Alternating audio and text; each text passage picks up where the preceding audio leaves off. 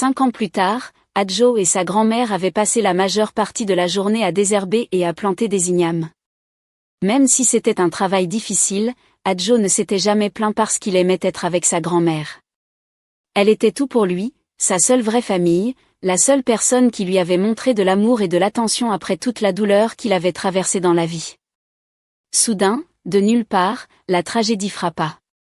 Un cri fort et aigu emplit l'air. Le cœur d'Adjo bondit. Il se retourna rapidement et vit sa grand-mère se tenir la jambe avant de tomber au sol. Son visage se tordit de douleur, et elle cria à nouveau, plus fort cette fois.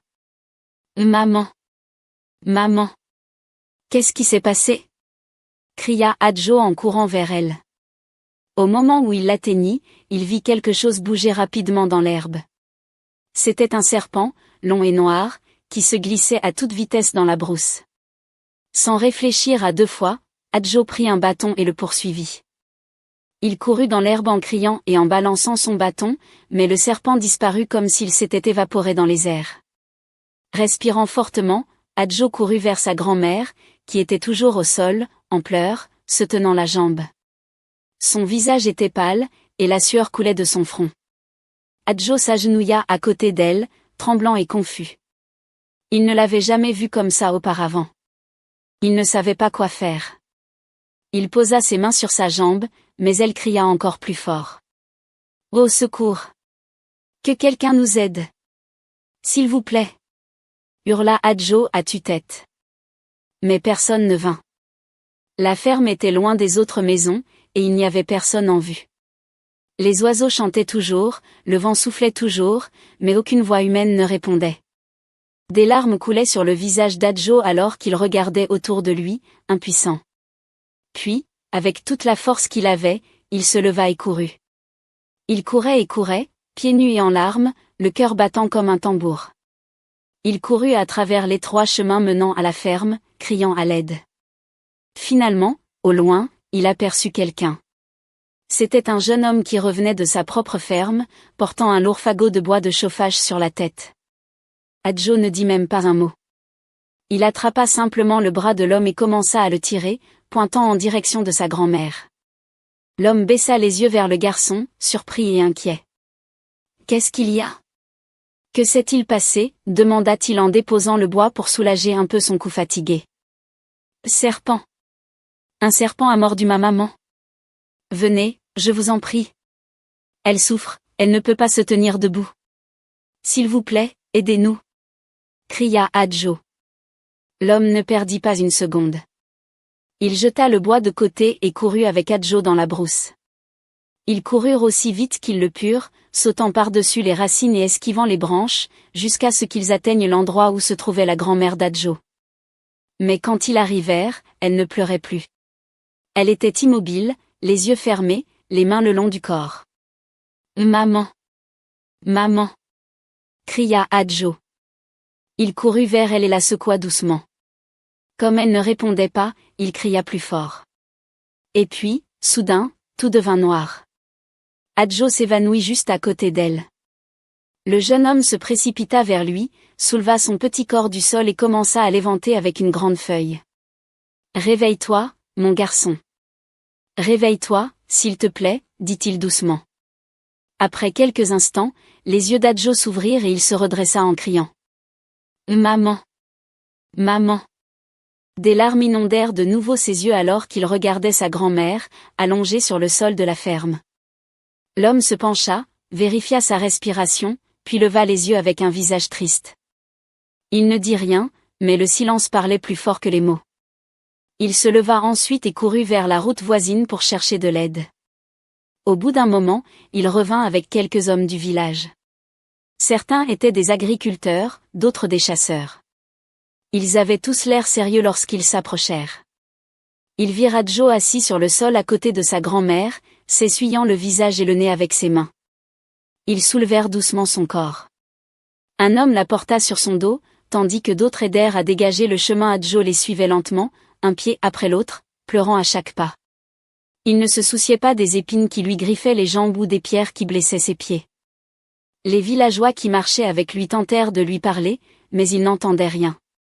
Le monde autour de lui était devenu silencieux. C'était comme si tout s'était figé. La douleur dans son cœur était trop forte.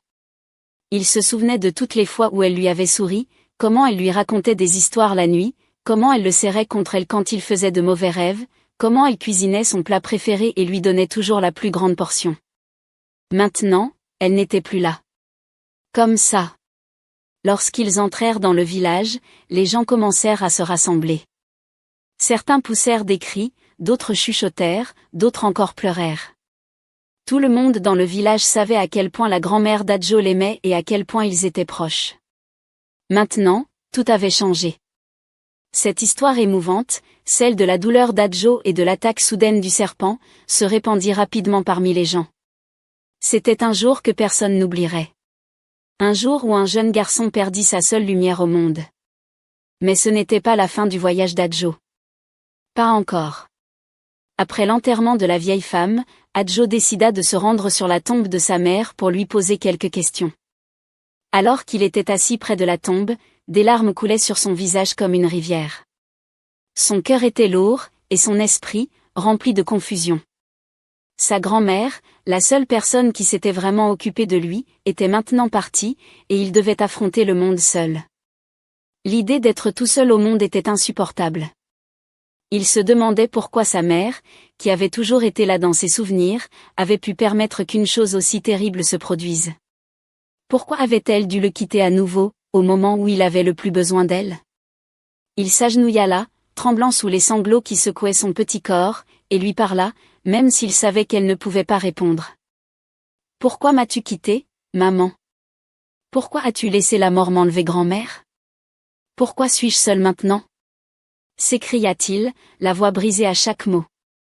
Il resta là pendant ce qui sembla une éternité. Les larmes ne cessaient de couler alors qu'il se demandait comment survivre sans la seule personne qui avait toujours été là pour lui.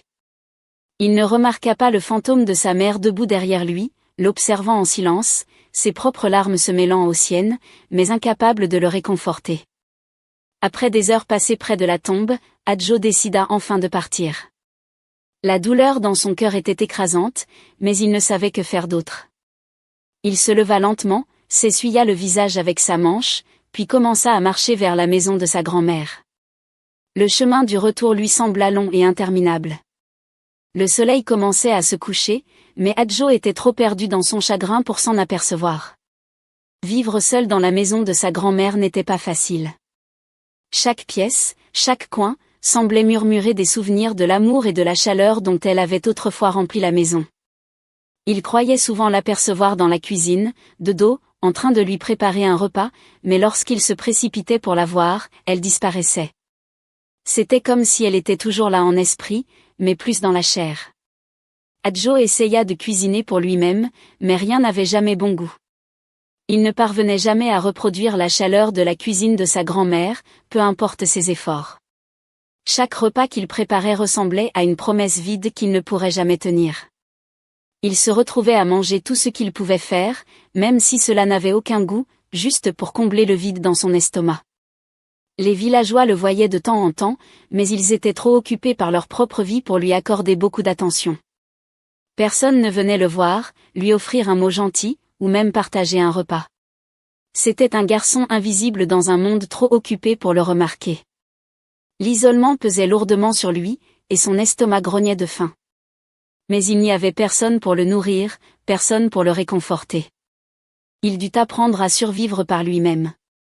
Mais la survie n'a pas toujours été facile. Une nuit, la faim devint trop forte pour Adjo.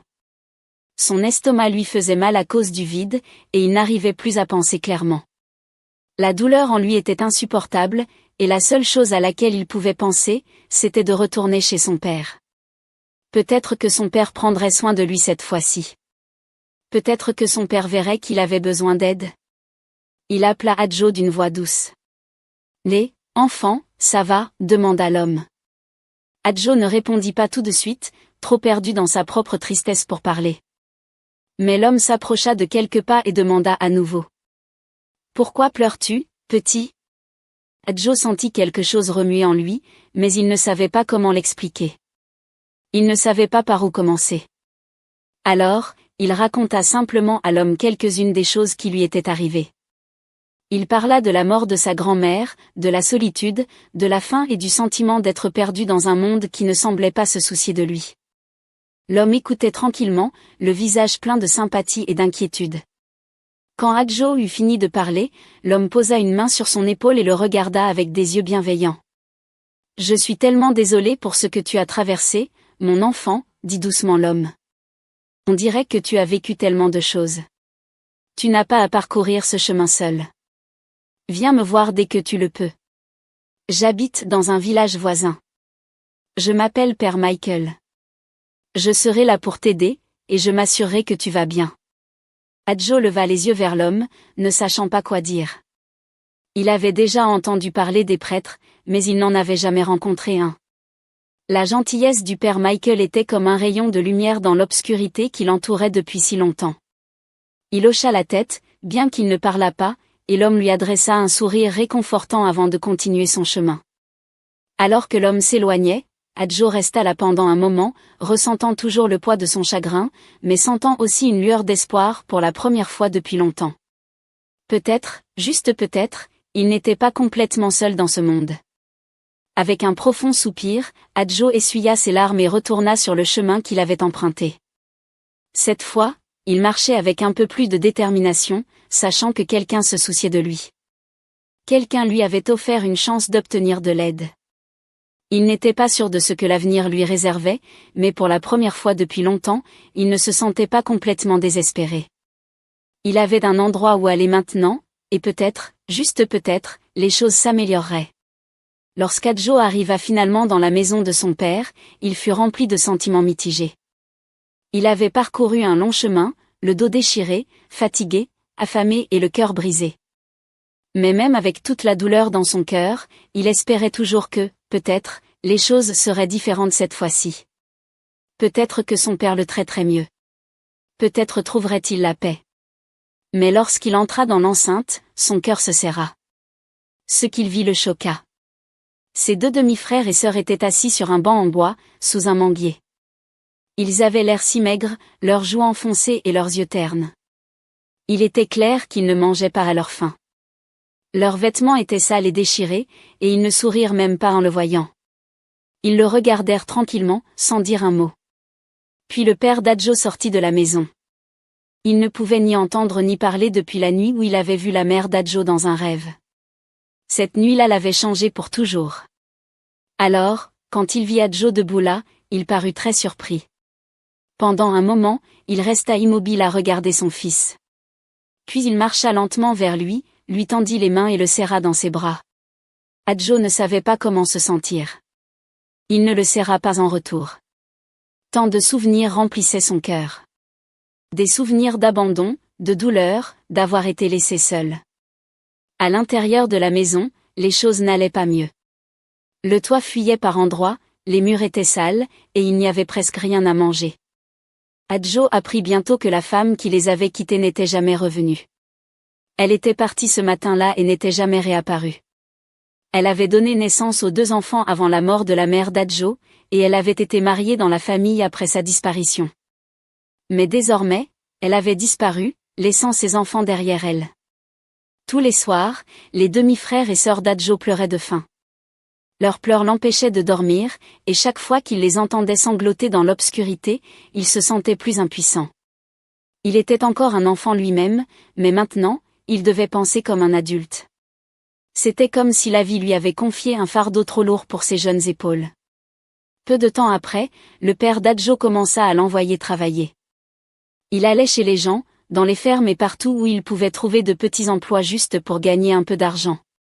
Parfois, il débroussaillait l'herbe. Parfois, il lavait des vêtements. D'autres fois, il portait du bois de chauffage. À la fin de la journée, il rapportait tout ce qu'il gagnait à la maison. Cet argent, c'était ce qui permettait à la famille de manger. Mais ce n'était pas facile. Il y avait des jours où il rentrait chez lui sans rien. Certaines personnes promettaient de payer et ne le faisaient jamais.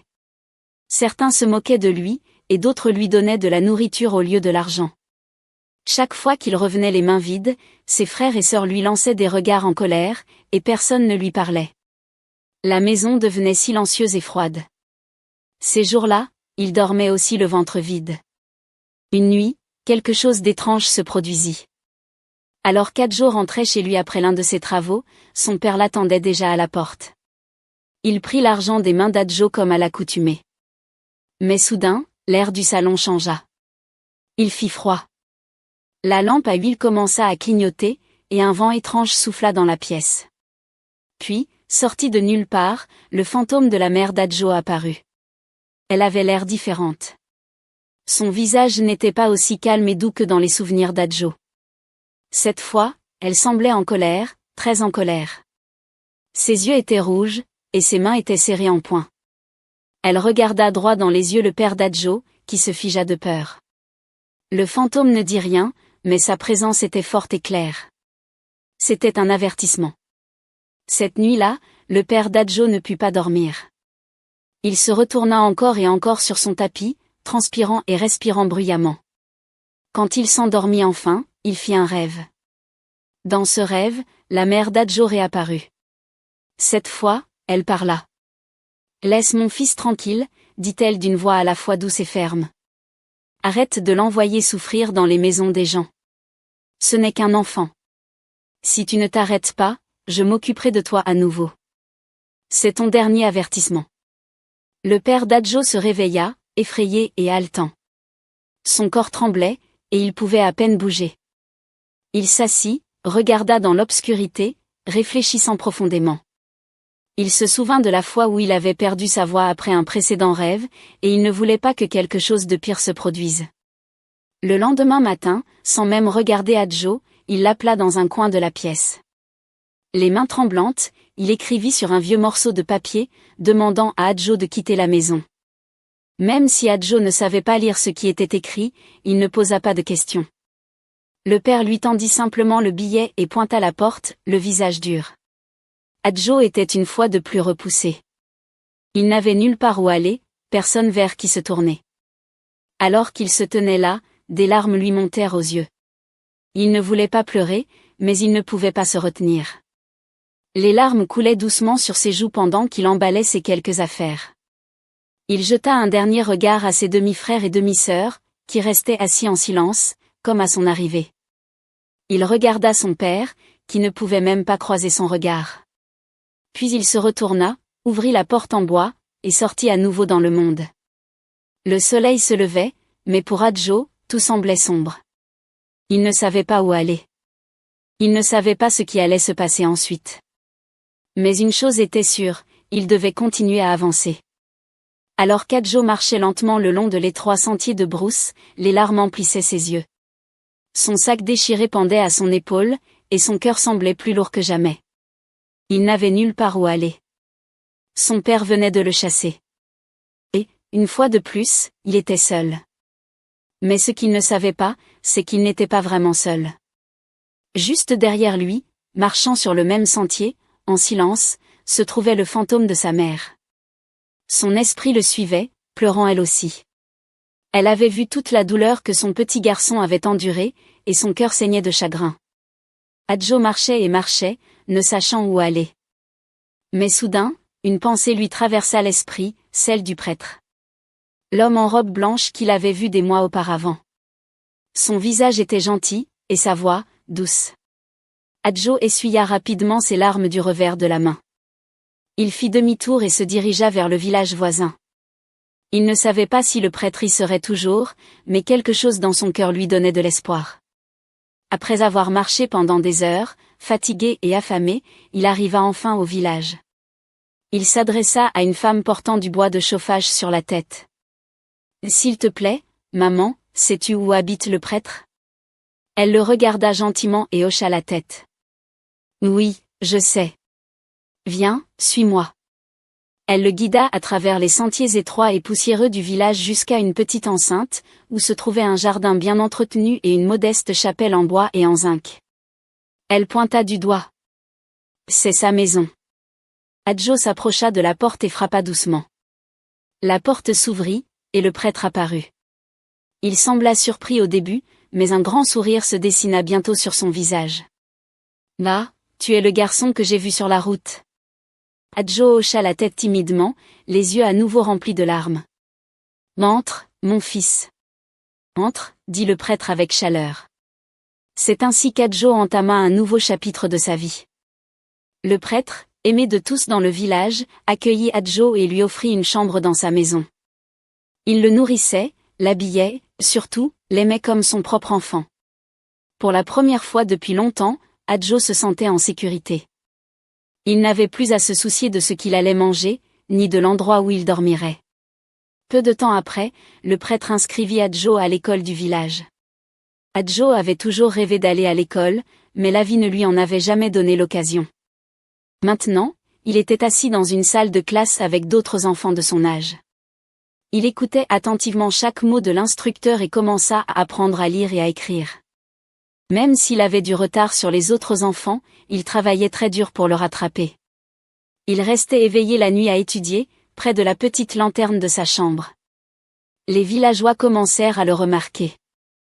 Ils voyaient combien il était respectueux, intelligent et humble. Certains d'entre eux commencèrent à aider le prêtre en apportant de la nourriture et des fournitures scolaires pour Adjo. Ils connaissaient désormais son histoire, et beaucoup l'admiraient pour sa force et sa détermination. Adjo n'oublia jamais sa mère ni sa grand-mère. Tous les soirs, il se rendait derrière la chapelle, s'asseyait sous un arbre, et leur parlait. « Maman, grand-mère, vous me manquez toutes les deux, mais je vais bien maintenant. Le prêtre prend soin de moi. Je vous rendrai fier. » Une nuit, alors qu'il dormait, il fit un rêve. Sa mère et sa grand-mère y apparurent, toutes deux souriantes, vêtues de blanc. Elles se tenaient sous le même arbre où il s'asseyait toujours. Sa mère tendit la main et toucha doucement son visage. « Mon fils, dit-elle, tu as été si fort. Nous sommes fiers de toi. Continue de marcher sur le bon chemin. N'oublie jamais qui tu es. » Sa grand-mère ajouta. « Aime les autres, aide les pauvres, et fais confiance à Dieu. Ta lumière brillera de mille feux. » Quand Adjo se réveilla, son cœur était léger. Il savait qu'elle veillait sur lui. Les années passèrent. Adjo devint un beau jeune homme. Il obtint son diplôme avec les meilleures notes. Le prêtre l'aida à postuler dans un collège, et avec l'aide des villageois et de quelques bourses, Adjo fut admis. Il poursuivit ses études pour devenir enseignant, car il voulait aider les enfants comme lui, qui n'avaient personne. Il n'oublia jamais la douleur qu'il avait traversée, au lieu de la laisser l'endurcir, il l'utilisa pour inspirer les autres. Il visitait les écoles et les villages pour parler aux enfants, les encourager à ne jamais abandonner. Il partagea son histoire sur YouTube, et elle toucha des milliers de personnes à travers le monde. Les gens commencèrent à l'appeler Adjo, le porte-espoir. Il retourna un jour dans son village natal. Et au lieu du garçon triste qui avait marché seul, il revint en héros. Les enfants couraient après lui en criant son nom. Les anciens lui serraient la main, lui disant « Nous sommes fiers de toi. » Il construisit une petite école au nom de sa grand-mère et lança un programme d'alimentation pour les enfants issus de familles pauvres. Et chaque année, le jour du souvenir de sa mère et de sa grand-mère, il organisait un petit événement pour raconter leur histoire et leur rendre hommage. La vie d'Adjo avait complètement changé. D'un orphelin solitaire, confronté au rejet, à la faim et à la douleur, il était devenu une lumière dans sa communauté. Le fantôme de sa mère ne marchait plus derrière lui en pleurant. Au contraire, elle veillait sur lui avec joie, sachant que son fils avait réussi. C'est ainsi que l'histoire d'Adjo est devenue une histoire de douleur, de foi, de courage et de victoire. Une histoire qui nous rappelle que, peu importe à quel point la vie devient sombre, il y a toujours une lumière qui nous attend, devant nous, si nous n'abandonnons pas.